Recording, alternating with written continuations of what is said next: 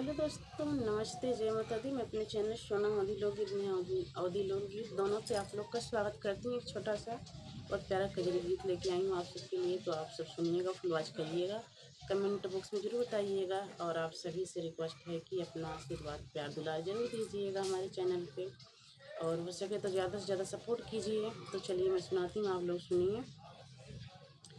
छोटकी ननदी से होई जाई लड़ाई पिया, बात ना सहाई पिया ना। छोटकी ननदी से होई जाई लड़ाई पिया, बात ना सहाई पिया ना।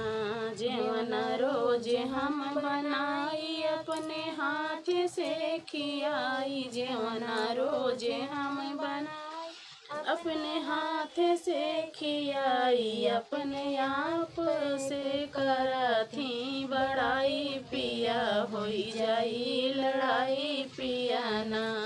अपने आप से करथी बड़ाई पिया, होई जाई लड़ाई पिया ना। छोटकी ननदी के बात ना सहाई पिया, होई जाई लड़ाई पिया ना। छोटकी ननदी से होई जाई लड़ाई पिया, बात ना सहाई पिया ना।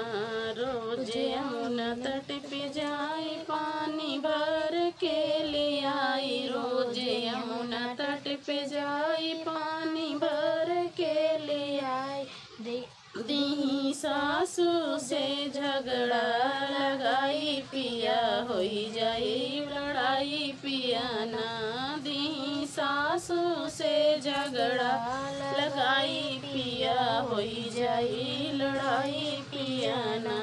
छोटकी ननदी से होई जाई लड़ाई पिया, बात ना सहाई पिया ना।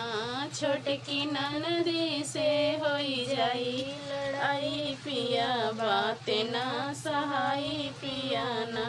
कपड़ा रोज हम धोई, कपड़ा धोई के सुखाई, कपड़ा रोज हम धोई, कपड़ा धोई के सुखाई। वो तो कहती कि कपड़ा ना सफाई पिया, होई जाई लड़ाई पिया ना।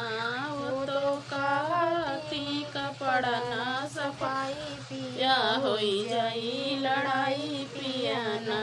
छोटकी ननदी से होई जाई लड़ाई पिया, बात ना सहाई पिया ना।